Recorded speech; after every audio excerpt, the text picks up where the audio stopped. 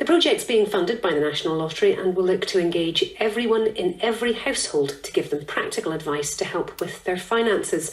Paul McColgan is leading the initiative and joins us now. Morning to you, Paul. Just exactly whereabouts in Edinburgh have you chosen for this?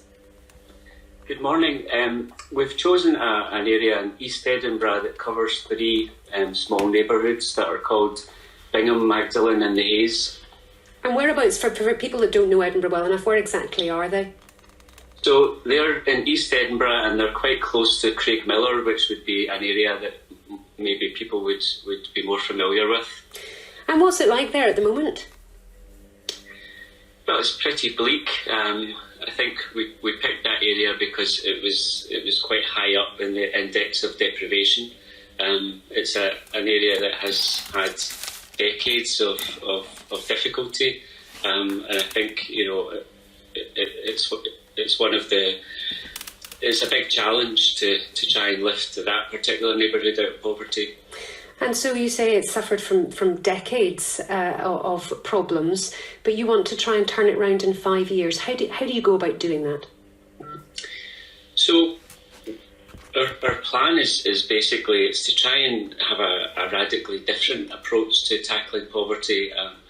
Poverty is a complex issue and it's multifaceted, but if over the years and over the decades as a society we've created solutions to tackle poverty that are even more complex than the problem itself. So what we want to do is something radical, but it's radical in its simplicity. And basically what we want to do is make contact with every household, find out whether they're above the poverty line or below the poverty line, and find out whether there are things that we can do to lift them out of poverty. The obvious things there would be around household income. Are people in work? Is it possible to get them better work, or is it possible to get them into work? Can we ensure that young people leaving school go into work and don't become long-term unemployed? And for people who can't work, to ensure that they have all the benefits that they're entitled to. So these are some of the kind of key aspects that we'll be measuring over the 5 years. Have you spoken to local people and asked them if this is something that they'd be up for? Because I suppose it very much depends on how they react to you. It's a great point, and yes, we've been working in the area already for a few years.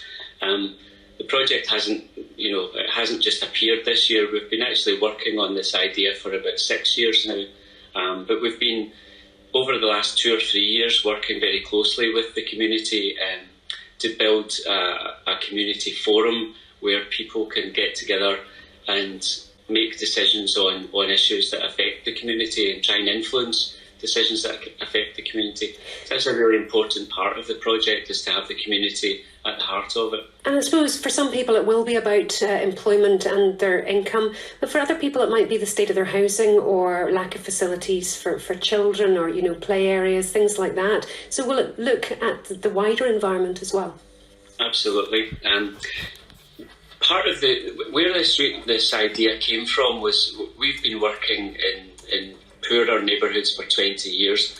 We've worked in 17 of them, and in 2012 we were working in 5 neighbourhoods, and in each neighbourhood a chunk of the neighbourhood came out of poverty, and not the whole neighbourhood, but a chunk of it came out of the index of deprivation.